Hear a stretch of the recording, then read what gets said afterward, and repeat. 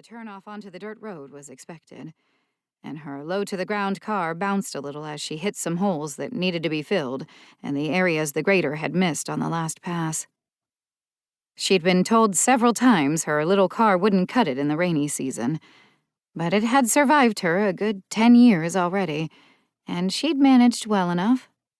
Farmers liked to think they knew everything about the land, but Ann knew better than to trust their advice on the world. Pulling off the gravel and onto the slab of cement that was their driveway, Ann parked. Heidi's car was no doubt in the one-car garage already, as was their habit. Lights in the house shone through the darkness as she stepped out of the vehicle and walked toward the front door.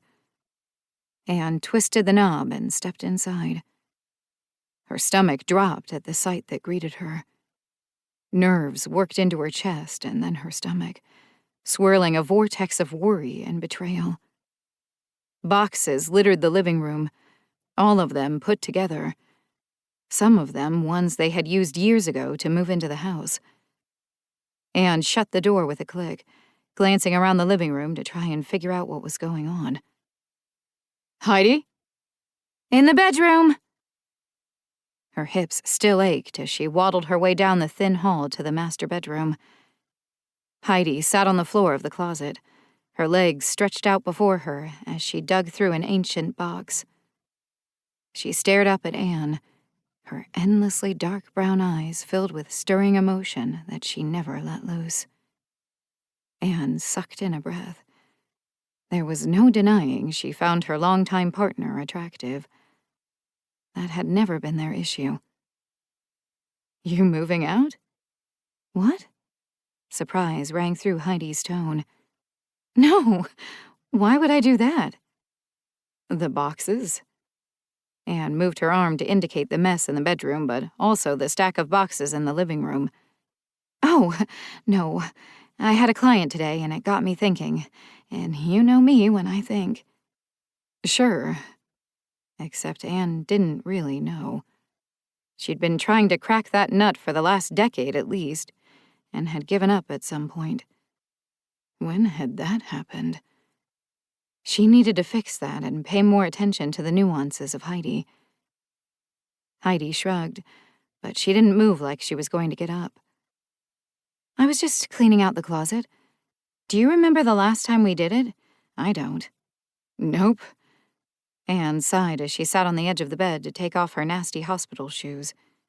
She probably should have taken them off by the door like she preferred, but she'd been so surprised to find the boxes everywhere, and so worried Heidi could be leaving that she'd forgotten all about it. Pulling the laces, she popped her tennis shoes off and dropped them to the floor. Next would be the disgusting scrubs she was wearing. "How was work?" Heidi asked. "Work was work. Lost a patient today." "Oh, I'm so sorry to hear that."